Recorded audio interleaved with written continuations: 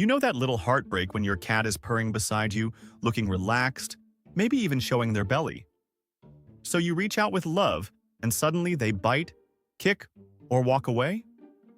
It feels confusing because you were only trying to be affectionate, but your cat may not be rejecting you. They may be trying to tell you something with their body language. Every cat has different permission signals, and when you learn the difference between "yes, keep going," "not right now," and "that's too much," petting your cat becomes safer, sweeter, and much more meaningful. And the first thing to understand is this: your cat may be saying yes to your presence, while quietly saying no to your hand. Closeness is not permission. The first mistake many cat parents make is thinking that being close means wanting to be touched. Your cat jumps onto the couch beside you. They sit near your leg. They lie close to your hand. So naturally, you reach over and start petting them. It feels normal. It feels loving. It feels like the obvious thing to do. But being near you does not always mean your cat is asking for your hand. Sometimes your cat wants closeness, not contact. They may enjoy your warmth, your smell, your calm energy, or simply the comfort of being near you. But that does not always mean they want a full petting session. And when you reach in too fast, especially from above, your cat may not think, "Oh, affection is coming."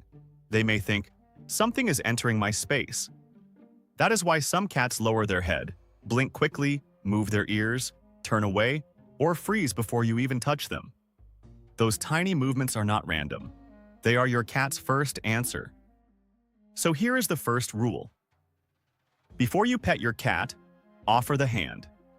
Do not push the hand. Place your fingers near them, stay still, and let your cat decide what happens next. If they lean in, sniff your hand, rub their cheek, bump their head, or push into your fingers, that is a green light. That means, yes, I am interested. But if they look away, move their body back, lower their head, stay stiff, or simply do nothing, that does not mean they hate you. It does not mean they are rejecting you. It means, not right now. And when you respect that, something important happens. Your hand stops being something that interrupts them. It becomes something they can choose. And for a cat, that choice is everything. That is how trust grows. Not because you touch them more, but because you listen better. Tolerance is not enjoyment. The second mistake is thinking that if a cat allows petting, they must be enjoying it. This is harder to hear, but it matters. Some cats do not walk away the moment they feel uncomfortable. Some cats tolerate. They wait. They hope you understand. They give small signs first. A tail starts tapping. The skin along the back starts moving. The ears turn sideways. The head turns towards your hand. The body becomes still, but not in a relaxed way. The cat is still there, but something has changed. And because the cat has not bitten yet, the human keeps going. Then, suddenly the cat grabs the hand. They nip, they scratch, they kick, and the human says, "They bit me out of nowhere." But most of the time, it was not out of nowhere. The bite was not the first message. It was the last one. Your cat had already been speaking. You just did not realize the language had changed. This happens a lot with overstimulation. At first, petting feels good. The cat relaxes. They may purr, lean in, or even close their eyes. But after a while, the same touch, in the same place again and again, can become too intense. What started as pleasant can slowly become irritating, then uncomfortable, then stressful. That does not mean your cat is mean. It does not mean they are dramatic. It means their body reached a limit before your hand did. And this is where many people get confused, because purring does not always mean, keep going forever. Sometimes purring means pleasure. Sometimes it means excitement. Sometimes it can happen when a cat is trying to calm themselves down. So if you only listen for the purr and ignore the rest of the body, you can miss the warning signs. The body gives the clearer answer. A relaxed cat melts into the touch. Their body stays loose, their tail is calm, and their face looks peaceful. But a cat who is only tolerating the touch looks different. They may stop leaning in. They may start watching your hand. They may become stiff. They may look like they're giving you one more second to understand. And if you miss that second, The next answer may be teeth. Affection is not control. The third mistake is touching your cat as if the petting session belongs to you. Most cats do not hate affection.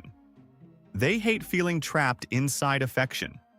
There is a big difference between a cat leaning into your hand and a cat being held in place while you keep petting. There is a big difference between a cat rolling beside you and a cat being flipped onto their back. There is a big difference between a cat choosing your lap and a cat being picked up every time they walk past you. To humans, all of these things can feel like love. But to a cat, the question is much simpler. Can I leave if I want to? If the answer is yes, they relax. If the answer is no, even a sweet moment can start to feel unsafe. This is why the best cat people often do less, not more. They do not chase the cat with affection. They do not force the cuddle. They do not grab the cat every time they walk by. They do not treat every exposed belly like an automatic invitation. They let the cat be part of the conversation. And that is exactly why cats often return to them again and again. Because the cat learns something important. When I come close, I still have control. That lesson can change the whole relationship. A cat who feels controlled may keep distance. A cat who feels listened to may come closer. A cat who knows they can leave is often more willing to stay. The goal is not to get as much affection as possible in one moment. The goal is to make your cat feel safe enough to choose that affection again. The belly question. Now let's talk about the belly, because this is where many cat parents disagree. Some cats truly love belly rubs. They roll over, purr, stretch out, pull your hand closer, stay relaxed, and may even look annoyed if you stop too soon. If that is your cat, you are not imagining it. Some cats really do enjoy belly rubs. Before we go deeper, tell me in the comments, is your cat a belly rub lover, a belly rub trap, or does it depend on the mood? But here is the key. Those cats are not proof that every cat wants belly rubs.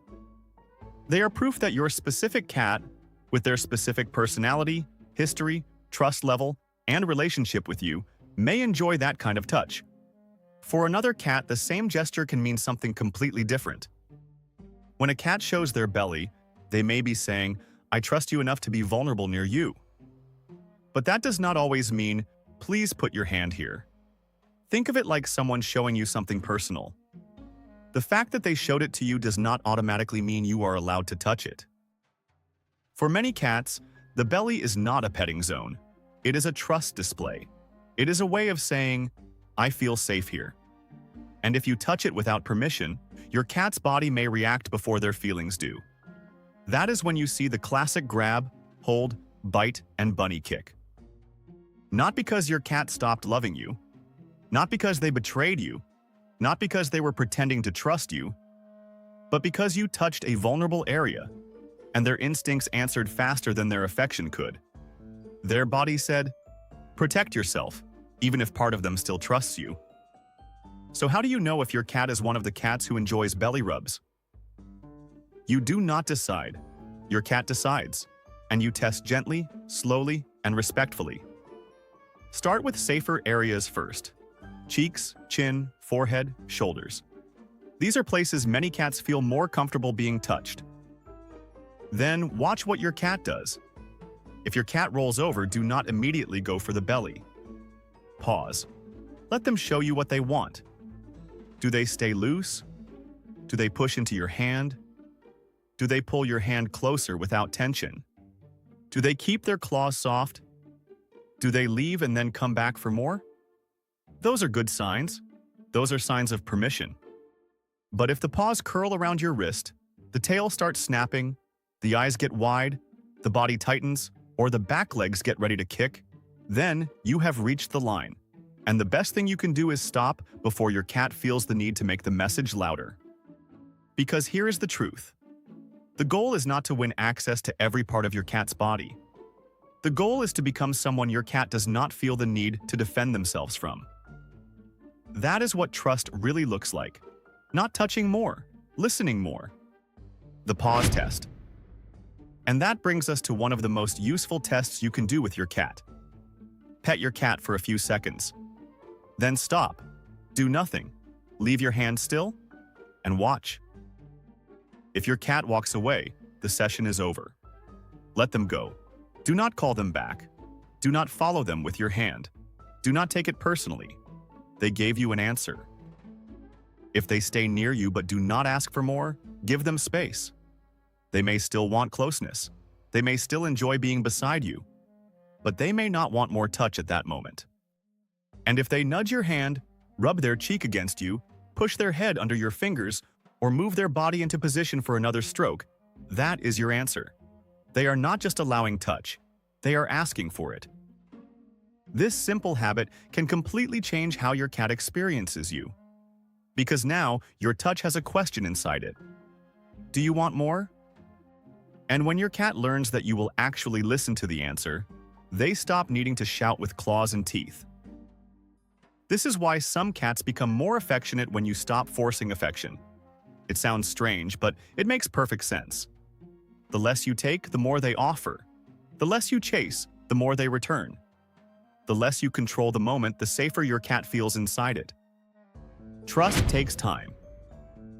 And this matters even more for cats with a difficult past. A cat who was handled roughly may not trust hands right away.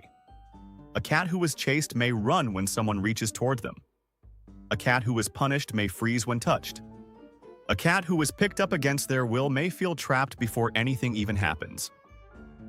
To that cat, a hand is not automatically comfort. A hand might mean being grabbed. A hand might mean being stopped. A hand might mean surprise. So when that cat finally leans into your fingers, even for 1 second, that is not a small thing. That is a door opening. Do not rush through it. Let them set the pace. A gentle touch today can become a longer touch next week. A chin scratch can become a shoulder stroke. A shoulder stroke can become a lap ritual. And maybe one day, if your cat chooses it, even the belly becomes part of the bond. But the magic is not in reaching the belly. The magic is in being trusted enough to be invited. Ask better. So the next time your cat sits beside you, do not just ask, "Can I pet them?" Ask a better question. Are they asking me to? Watch the ears. Watch the tail. Watch the skin. Watch the eyes. Watch the body. Are they leaning toward you, or are they simply staying there? Are they soft, or are they stiff? Are they choosing the touch, or are they just putting up with it? And most of all, watch what happens when you stop. Because a cat who wants your touch will often answer with their whole body. They will come back. They will press into you. They will rub against your fingers. They will move closer. They will choose you again. And when a cat chooses your hand instead of simply tolerating it, petting becomes something much deeper. It is no longer just a habit. It becomes a conversation. Not a conversation where you speak and your cat has to accept it, but a quiet conversation where you ask, they answer, and trust grows in the space between you. And once you understand that your cat's touch is not random, you start noticing something even deeper. Because the way they react to your hand is only one part of the bond. Sometimes your cat shows trust in a much quieter way, by choosing the places that still feel like you. Like the chair you just left. And what they are really doing in that moment may surprise you.